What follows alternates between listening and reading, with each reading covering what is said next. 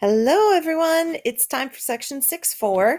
We have two big topics to learn today. One is synthetic division, and one is the rational root theorem. So we're going to jump in and get started. So first question, if we need to find the zeros of this giant fifth degree polynomial, let's start by looking at the graph. So if we take a look at the graph, which I've already graphed here in Desmos, so we've got this beautiful polynomial function, and if you look at it, it has three zeros. So it's got a zero here, here, and here.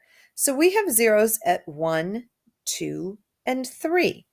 So if we go back to our problem, so what are the zeros? Well, we know that we've got zeros at x equals 1, 2, and 3.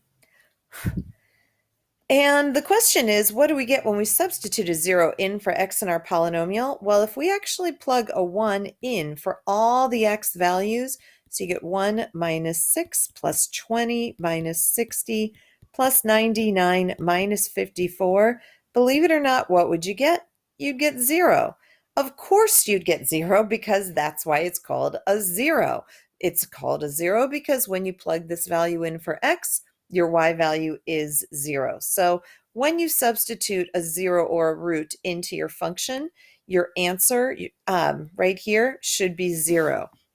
If you plug something that is not a 0 into your function, you end up getting the remainder when that factor is divided out of the polynomial, which we'll talk about in a little bit. But right now, the main thing you need to know from this theorem called the remainder theorem is that if x minus some number is a factor, then if you plug that number in for x, your y value should end up being 0.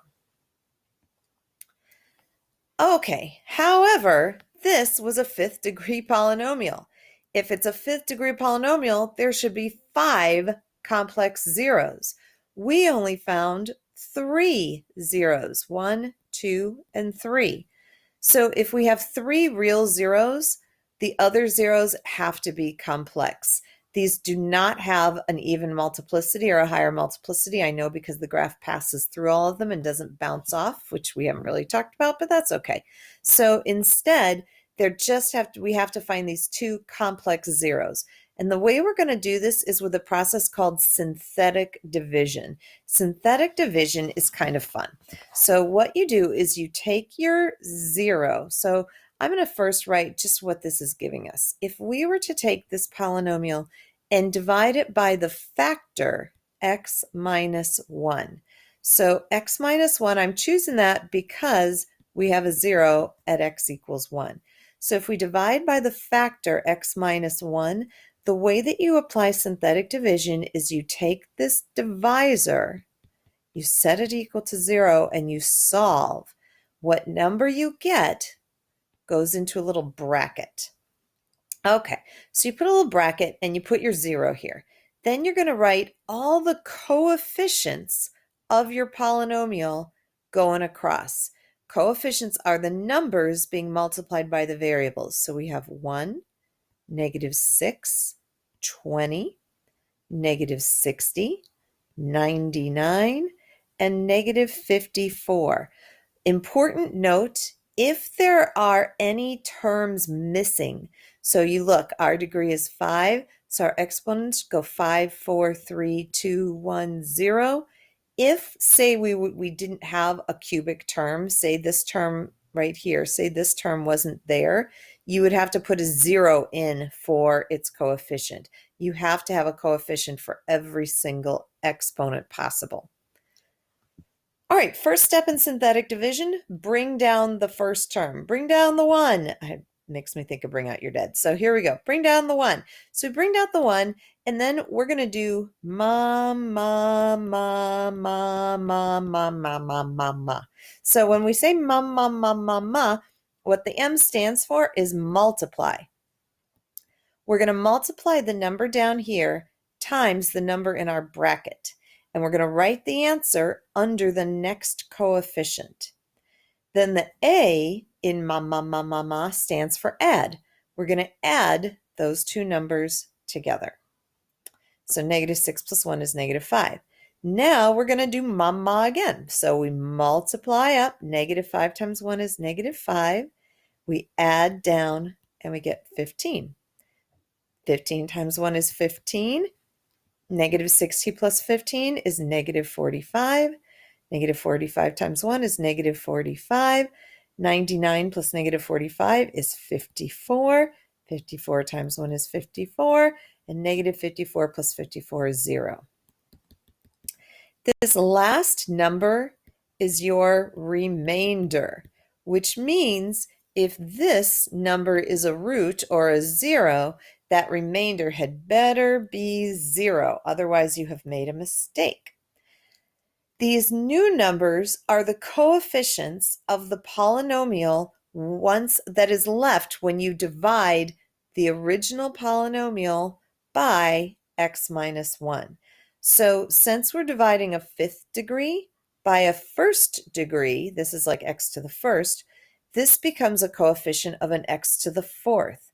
So our polynomial that we have left is 1x to the fourth minus 5x to the third plus 15x squared minus 45x plus 54.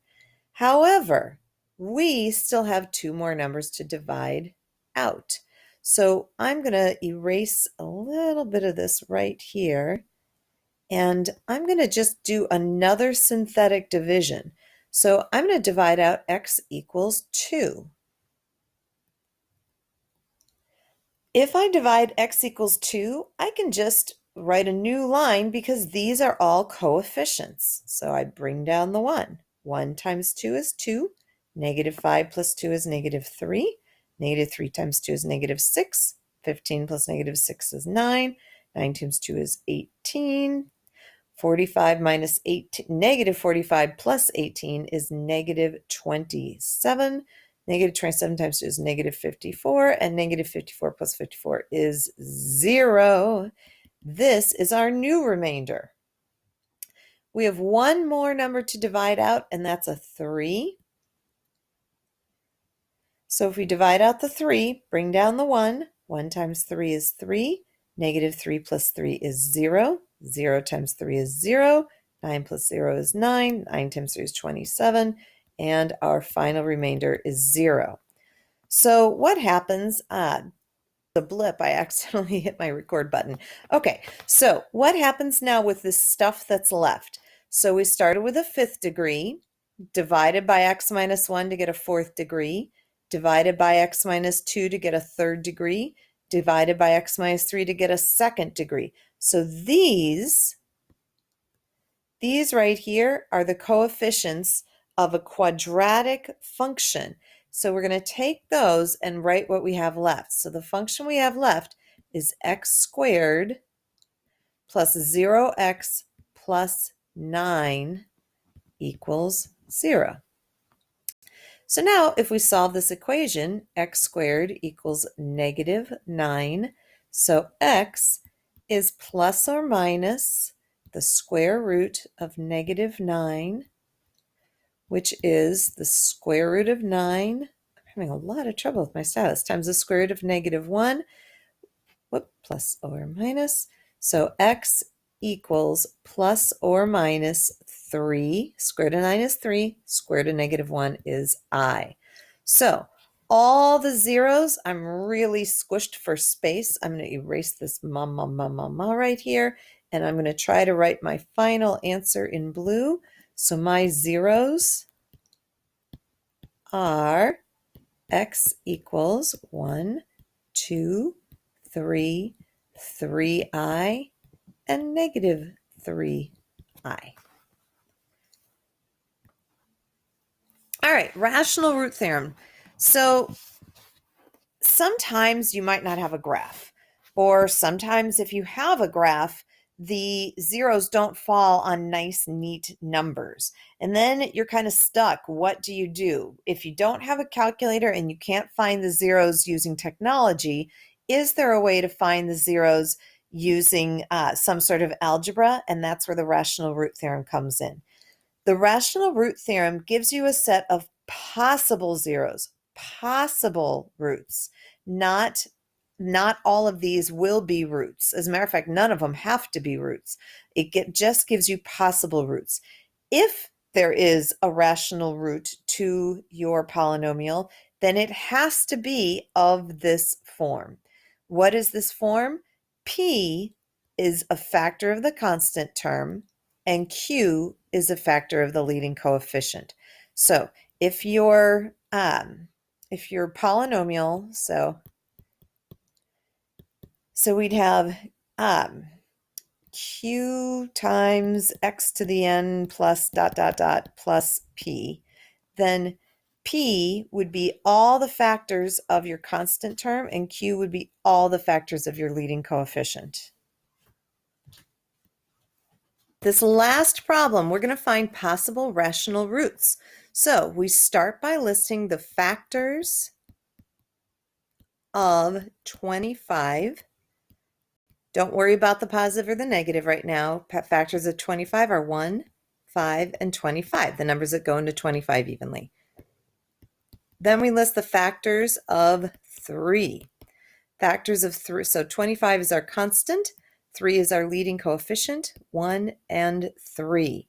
So our possible rational roots are, okay, so what we have to do is take each of these numbers and divide them by each of these numbers. So I'm going to start with this one. So I get 1 and 1/3. Then I go to the 5. 5 divided by 1, 5 divided by 3. And then I go to the 25. 25 divided by 1, 25 divided by 3. However, all of these numbers could be either positive or negative. So I got to put a plus or minus in front of all of them. Okay, now I look at my graph. I have a root between 2 and 3, a root between -2 and -3, and a root between -1 and -2.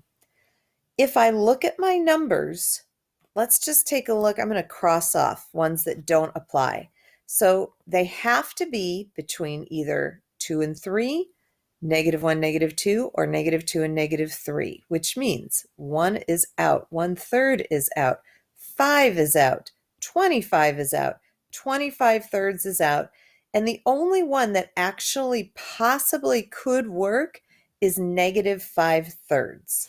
So what we're going to do to test and see if -5/3 is a root, so we're going to synthetically divide it out. So we have -5/3. I'm going to write my coefficients, 3, 5, -15, -25. Draw a line, bring down the 3. I have such a hard time with 3s with this stylus. 3 times -5/3 is -5. Add together, we get 0. Multiply, we get 0. Add, we get -15. -15 times -5/3 is +25. And look at that. We have a remainder of 0, which means -5/3 is a root to our equation. How do we find the other roots? We had a cubic divided by a linear, so this would be the leading coefficient of a quadratic. So what's left would be 3x squared plus 0x minus 15. So if I want to find the remaining zeros, I solve this equation. So I get x squared equals 5. Square root both sides with a plus or minus. So that means x is plus or minus the square root of 5. So my roots for this polynomial would be -5/3, positive root 5, and negative root 5.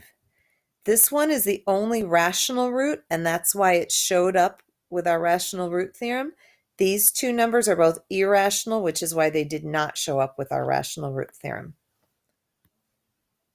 And up, You know what? We have one more example. I'm going to try to do this really fast. So if 3 is a 0, find the other zeros. So I'm going to put 3 right here. 1, -7.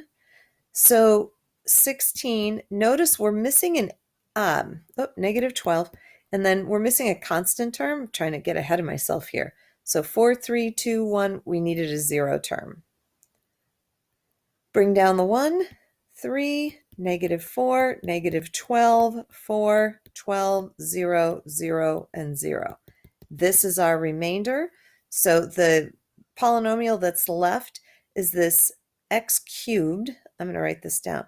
So we have 1x cubed minus 4x squared plus 4x. And we want to find the remaining zeros. Let's do this by factoring. We have a GCF of x. So I'm going to factor out that GCF first and then factor what's left. So I just get x minus 2, x minus 2. So my zeros that are left from this one, I get x equals 0, I get x equals 2, and I get another x equals 2. So we have a repeated root here. All right, so our zeros for part A would be at x equals 3, 0, and 2. And our equation in factored form, so I'm going to write this and put a little separation here, would be y equals x minus 3 times x minus 0 times x minus 2, but that x minus 2 has to be squared since it's a repeated root. And there's our equation in factored form. Have a great day.